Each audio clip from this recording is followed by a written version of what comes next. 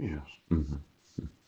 Have you ever heard of the Stirling engine, an experimental source of power? Yes.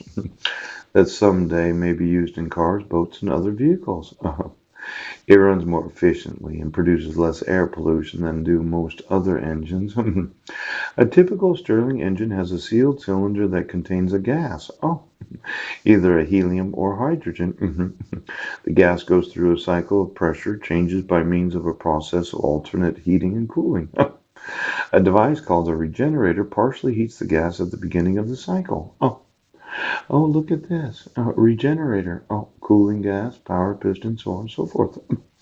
Now, Robert Stirling, a Scottish minister, yes, a minister of the Lord, invented the Stirling engine in 1816, have never come into general use because they cost more to build than other types. Yes.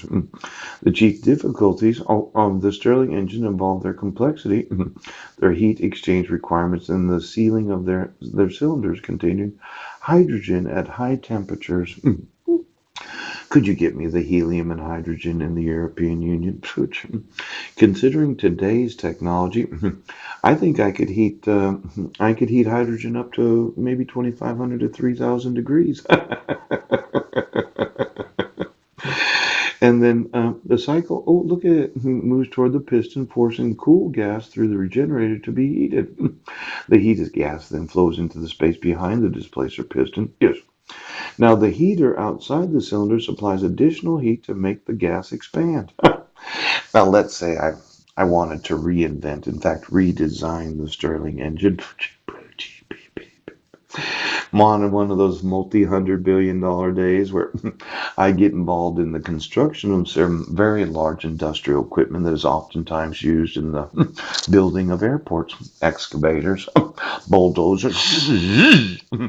One of these, where you spend $100,000, $200,000 to get a good one, maybe up to $1 million.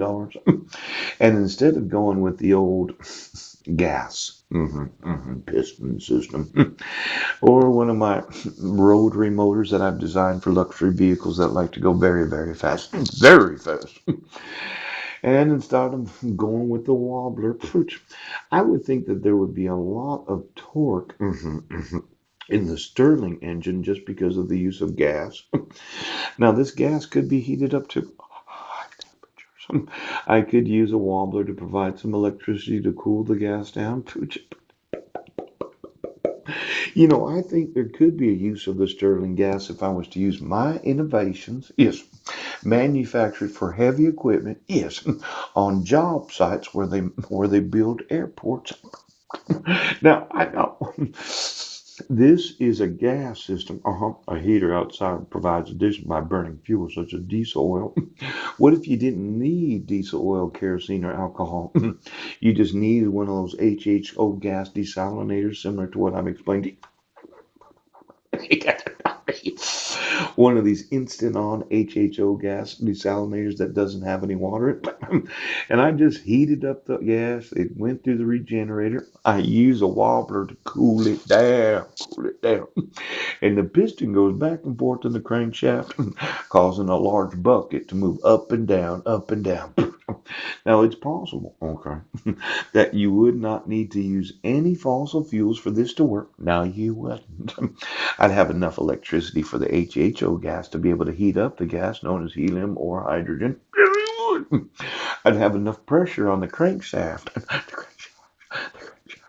So as to be now this could be okay, it could be $100 billion day.